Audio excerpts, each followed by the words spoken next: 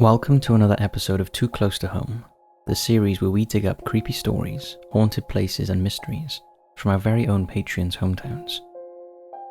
This episode we're looking at Martin, Pepi, Simon, Louis and Emet. And do we have some good stories in store for you five? Remember everyone, if you want us to dig up stories from your area, head on over to Patreon and join our Too Close to Home tier. Not only will we cover your hometown, you'll also get access to all of our Patreon exclusive documentaries. Thank you everyone for supporting us. And now, hit those lights, sit back and enjoy.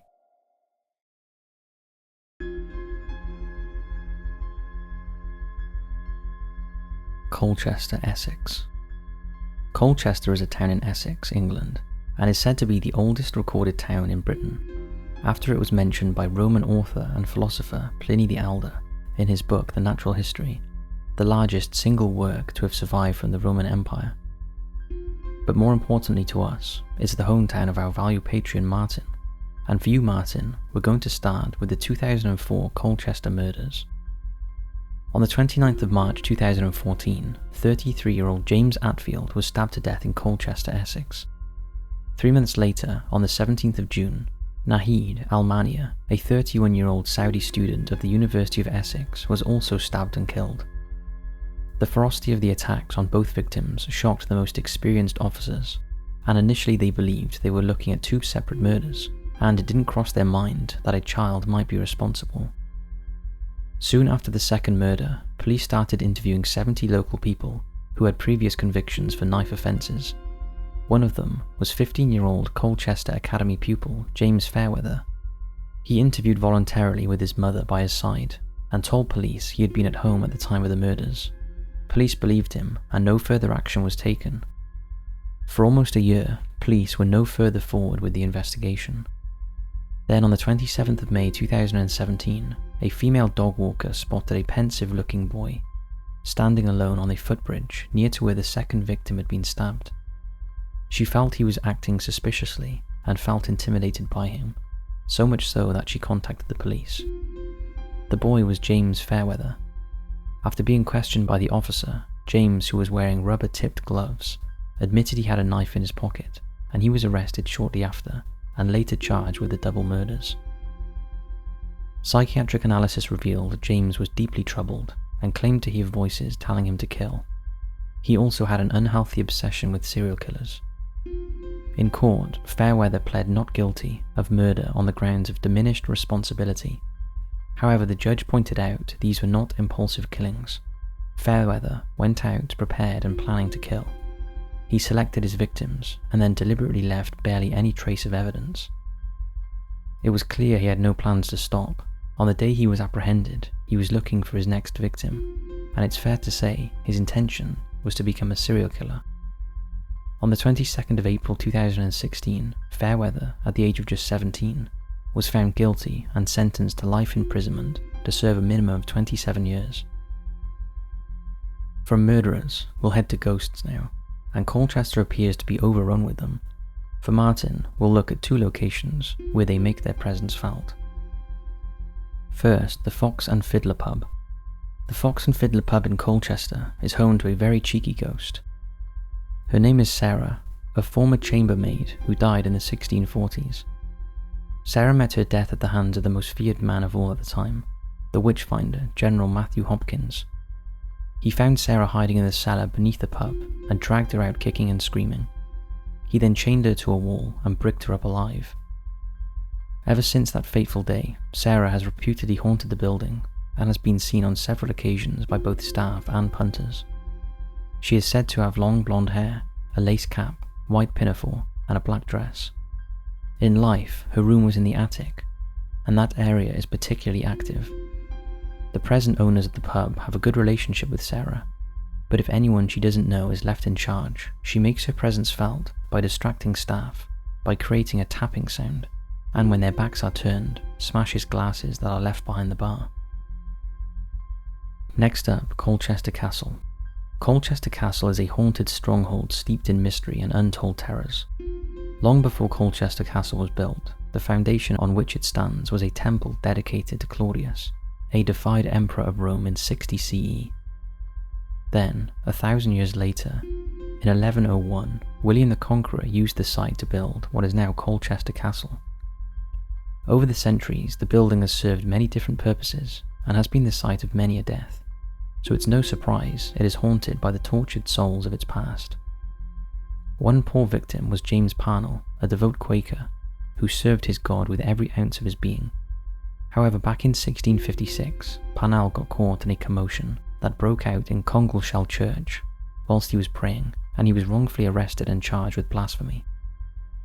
To keep himself out of jail, Parnell was ordered to pay a fine, but he refused to pay it, saying he was an innocent man. As punishment, he was sent to serve his sentence in the notorious dungeons of Colchester Castle. Parnell was tortured by the jailers, and if he wanted to eat, he had to climb a rope. As he got within a few feet of his meal, he fell and plummeted to the stone floor below, sustaining fatal injuries. Poor James was not afforded a proper burial, and his restless soul is said to haunt the dungeon, with visitors frequently reporting an unearthly moaning sound coming from the dark recesses of the dungeon. Parnell has also been seen wandering the castle, reaching out to people and begging for food, as well as mercy, something that still eludes him even centuries after his death. Throughout the history of Great Britain, a fear of witches has ever been present, and in the past, when the word witch was mentioned, it could lead to arrest, torture, and likely a horrible death. And during the Civil War, Matthew Hopkins, the dreaded witchfinder general, took up the call to relentlessly hunt down witches wherever they may lurk. When he found one, he very often took them to Colchester Castle, where he would subject them to unimaginable torture to get a confession. Many of these poor innocent victims died from their injuries or malnutrition, and their battered and bruised apparitions still haunt the castle to this day. They have been witnessed lurking in the shadowy corners of the dungeon and seen walking the halls and grounds of the castle. We'd love to know if you've ever been to the castle, Martin, and if so, did you experience anything strange?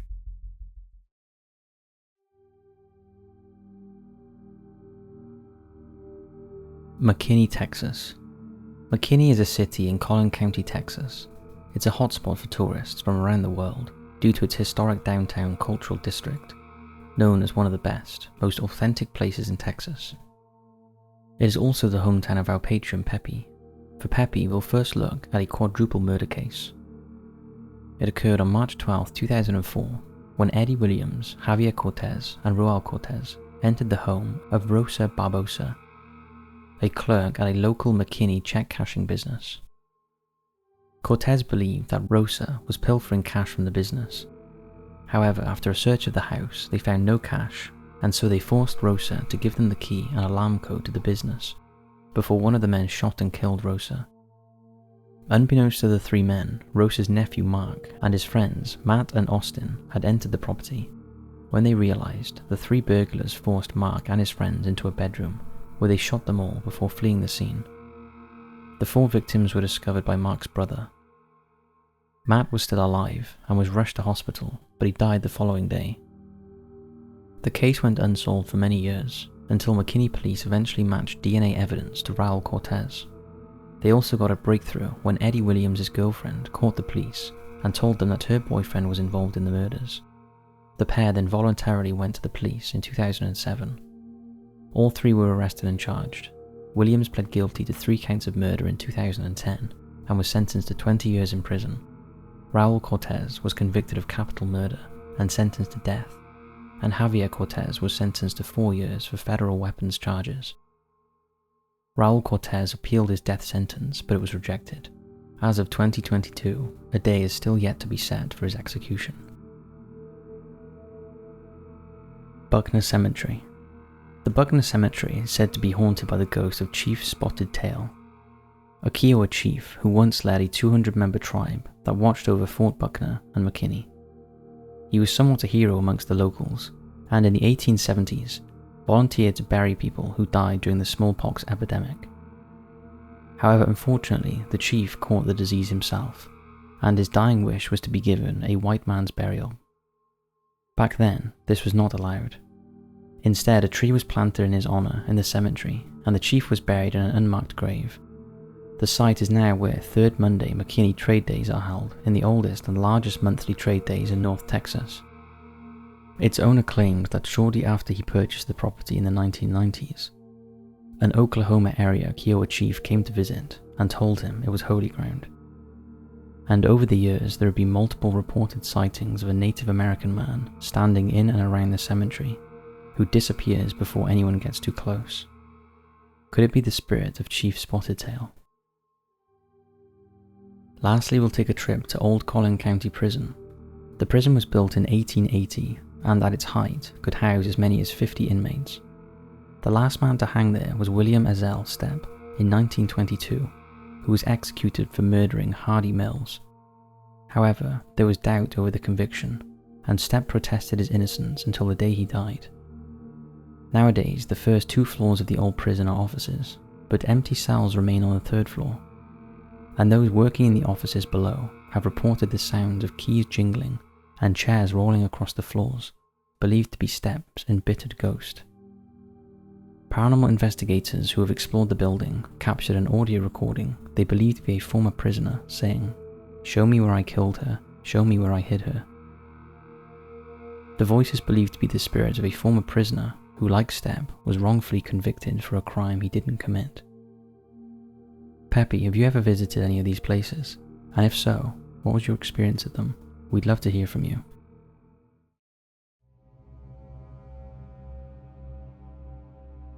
Frederikshavn, Denmark. Frederikshavn, which we're probably pronouncing incorrectly, which we apologise for, Simon, is a Danish town on the northeast coast of the Jutland Peninsula. It is well known for its fishing harbours and naval links. It also boasts some beautiful beaches and countryside, and our patron Simon is lucky enough to live there. To be honest, Simon, we struggled to find anything not to like about the place, so we had to move a few miles away. We'll start with a particularly nasty serial killer called Peter Lundin. Peter Lundin was born in Denmark on February 15, 1972. He later changed his name more than once, and is now known as Thomas Christian Olesen. However, changing his name has not hidden the fact that he is Denmark's most horrifying and most talked about serial killer. Lundin's early life was chaotic, and he spent most of his childhood in America. And as a teenager, he started taking and selling drugs. He had a volatile relationship with his mother, and during a drunken fight about cutting her son's long hair, 19-year-old Peter strangled his mother. He and his father then buried her body on the beach at Cape Hatteras. Later, her body washed ashore, and Peter and his father, who had fled to Canada, were arrested. Peter was sentenced to 20 years for the murder, and his father for 2 years. In 1999, after serving less than half his sentence, Peter was sent back to Denmark, where he lived with his wife, who he had married whilst in prison. The marriage didn't last, and Peter moved on with Marianne Pedersen and her 2 sons, Dennis and Brian. On July 3, 2000, Pedersen and her sons were declared missing by her older stepson after he entered her home and found it disarray with a strange smell in the basement. A police investigation at the house revealed bloodstains throughout the house, most significantly on a chopping board and a blender in the kitchen. On July 5, 2000, Lundin was arrested and charged with murder. Further studies of the house led to the conclusion that Pedersen and her 2 sons had been killed and dismembered. Police technicians were able to conclude that Lundin had used an angle grinder and an axe to cut up the remains. On October 10, 2000, Lundin confessed to killing them, saying he chopped at their bodies and put the parts in plastic bags and left them outside in the trash. Some of the Samler body parts he put in Marianne's Ford Mondeo and placed in various waste containers. Despite extensive searches of refuge sites, the body parts of Pedersen and her 2 sons have never been recovered. Peter Lundin was sentenced on March 15, 2001 to life imprisonment and is currently incarcerated at the Institute of Herstedvester. From serial killers, we move on to ghosts. Denmark is known for its castles, and we'll look at the one closest to Simon's hometown, Vojrgård Slot. Vojrgård Castle is a beautiful Renaissance castle in North Jutland. Today it houses an impressive art collection, as well as furniture belonging to both Louis XIV and Louis XVI. However, it has a dark history and is thought to be haunted by one of its former owners. Ingeborg Skeel was a merciless nobleman who inherited the property from her father, Karen Krab, who was given the castle in 1578 by King Frederick II in exchange for Nygard, Ingeborg managed the estate herself and was accused of various evil deeds, including being a witch who had made a pact with the devil. One of the first things she did after taking over the castle was to have architect Philip Brandon killed by throwing him into the moat and letting him drown to ensure he could never build another castle like Voyagard. In addition to killing poor Philip, she was also charged with continual cruelty and greed. She was so feared that after her death, a priest was called in to perform an exorcism to lay her spirit to rest in a nearby marsh. However, it seemed it didn't work, and ever since, strange things have gone on in the castle. From moans and groans being heard when no one is around, to doors slamming and candles being blown out by an unseen force. In addition to the ghosts of Ingeborg, beneath the castle is a notorious dungeon that has no light, ventilation, or room to stand, likely used as a punishment cell back in the day. As well as the dungeon, there is a mysterious stain on the floor in the northeast tower, which is said to be blood from someone killed on that spot.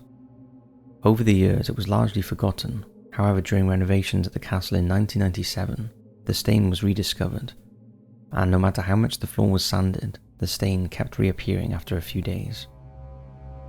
If that wasn't enough, displayed within the castle is the skin of a wild boar brought down in the castle grounds during the 18th century. As the wild boar was brought down on the border between Voyagard and Hunsland, a minor feud arose, resulting in a sharing of the spoils. Voyagard got the skin, and Hunsland got the rest. According to legend, the wild boar skin must never be moved from Voyagard Castle. If it is, the entire building will come crashing down. We'd love to know, Simon, if you've ever visited the castle. And if so, did you have any experiences there?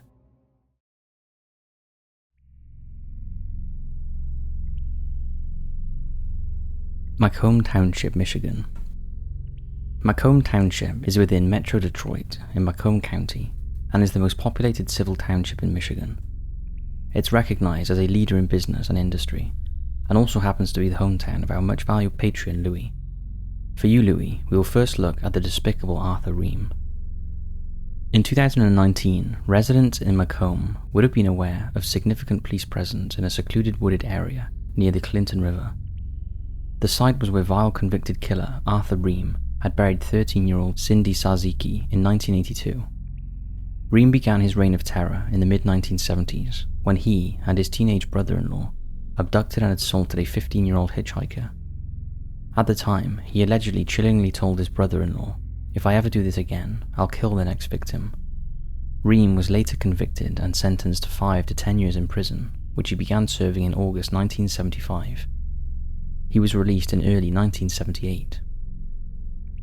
Ream carried on his abuse of young girls and was sentenced to another 10 years, but as he was due to be released from that sentence, he was arrested for the murder of Cindy. That is when Ream led police to the wooded area in Macomb, where her remains were found. However, this was no fit of remorse. He only offered to help to get his charge reduced from first-degree murder to second-degree, something that was thankfully rejected, and he was given a mandatory life sentence without parole.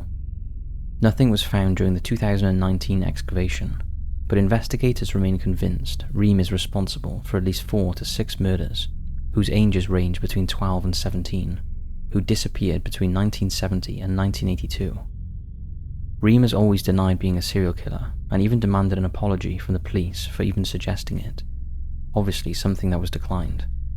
In fact, he was so angry that he even toyed with the idea of drawing phony maps to send them on a wild goose chase.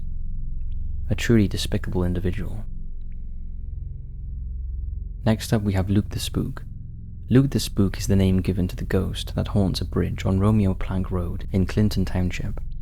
Those who have witnessed the apparition tell of a bright, unexplained light seen on the bridge. Legend tells that Dr. Lucas, who in the late 1800s was travelling along the road in his horse-drawn buggy after a late-night call to a patient, when his horse missed the bridge, hit the sides, and tipped the doctor out, killing him instantly. The light that is seen is said to be from the buggy carrying the ill-fated doctor past the site of his death, forever bitter at his untimely demise. Other witnesses claim they've seen an old horse and buggy silently moving through the trees. Lastly, we'll take a look at Macomb County Graveyard. In Macomb County, Clinton Township is the Cadillac Memorial Gardens East Cemetery. Founded in 1929, the cemetery features a beautiful landscape and a peaceful location to remember those who have passed. However, it has had its fair share of drama. Back in the 1980s, an inmate escaped from a local mental institution and headed to the cemetery, where he smashed the windows of the main office. Once inside, he completely trashed the place before using the broken glass to slit his wrists and neck. The next morning, when staff members arrived, they found the poor man still alive, muttering to himself, wrapped in a blanket. Then in the 1990s, a man became extremely distraught over the death of both his parents. He went to their gravesite in the Summit Hill Garden section, and he shot himself in the head. Authorities found him on top of his parents, and to this day, staff and visitors have claimed to see a male apparition lingering at the site. Moving on to the 2000s, and a cemetery sales manager got the fright of his life when he claims to have seen the ghost of a Native American walking through the wall of his office. He abruptly quit his job, never to return. Another tale says that a police officer shot and killed a teenager who was trespassing on the grounds after hours. The grief and guilt overwhelmed him so much that he went insane. One night, he dressed himself in camouflage, painted his face, and went to the cemetery, where he proceeded to dig up the boy's body. Perhaps all the drama at the cemetery is responsible for visitors feeling they are being watched when they visit the graves, and several have reported hearing screams and whispers emanating from all corners of the cemetery. What do you think of these places in your area, Louis?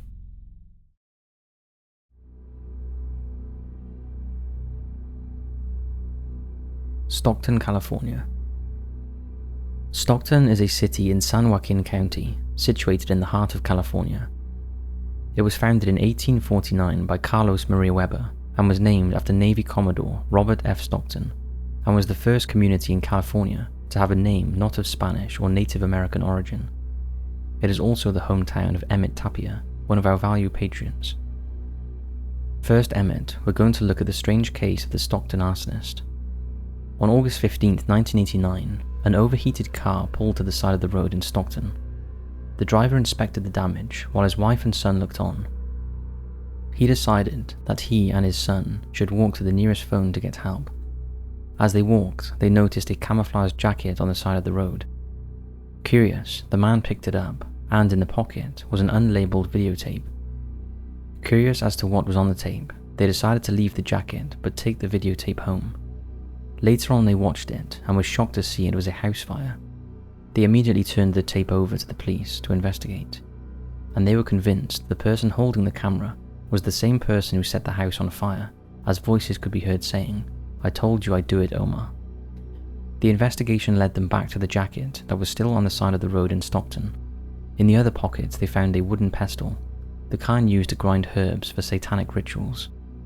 Nearby, they found a glove that matched the jacket and a ceramic skull, things that suggested some sort of ritual. The investigation focused on finding out where the house was, as they feared an arsonist was at large. The video of the house burning was circulating to news outlets, and several viewers called in to identify the house. It was located in Redwood City, California, 80 miles west of Stockton. The house that was destroyed was under construction at the time. Today, it has been rebuilt. After working with the fire department, who put out the blaze, they were able to narrow the suspects down to two young men, a 17-year-old and a 19-year-old. Both suspects were interviewed, and the 19-year-old admitted to burning the house, taking the video, and was the one who talked on the videotape. Both suspects were underage when they set the fire and were tried as minors. One served time in juvenile hall, the other was committed to a state mental hospital. From the strange case of the Stockton arsonist, we move on to the haunted Hotel Stockton. Built in 1910, this elegant building is located near the Regal Stockton City Centre Cinema, and over the years, it has had various uses from a city hall to a courthouse to the present-day hotel. With such a varied history, it's no surprise that the place is allegedly haunted by not one, but three spirits. The first is the white suit smoker, a man who manifests in the back area by the stairs. He is usually seen sat on a wooden stool smoking a cigarette. But as soon as he is approached, he disappears and takes his stool with him, leaving just a cool breeze and the smell of tobacco. However, he is no friendly old man. He has been known to attack people and has been seen with blood dripping from his fingers. Next is the ghostly pianist, who makes his presence felt on the 6th floor. Those who have stayed in the rooms on that floor have reported clearly hearing the sound of piano music coming from the ballroom, but further investigation reveals no one is there. A medium who visited the hotel claims that she made contact with the spirit on the stairs leading to the ballroom. According to her, the spirit is a young pianist who fell in love with one of the guests who frequented the hotel, who he later found out was married. However, before he could flee, her husband caught up with him and stabbed him to death. His mournful spirit still tinkles the ivories, hoping for a reconciliation with his true love in death. Lastly is the wandering ghost on the 4th floor, said to be the spirit of a man who was killed in one of the rooms in the 1960s. No one knows why he was shot, but rumour has it that he swindled money from the hotel's owners. Angered by his untimely death, he continues to roam the floor he died on. He is not particularly friendly either, and has been known to lash out if you try to interact with him. A local physic who tried communicating with him was scratched badly on the face. We'd love to know, Emet, if you ever stayed at this hotel, as if we ever head to your location, we'll definitely take a stop here. So that's it for this episode of Too Close to Home. We'd like to say a massive thank you to Martin, Pepi, Simon, Louis and Emet.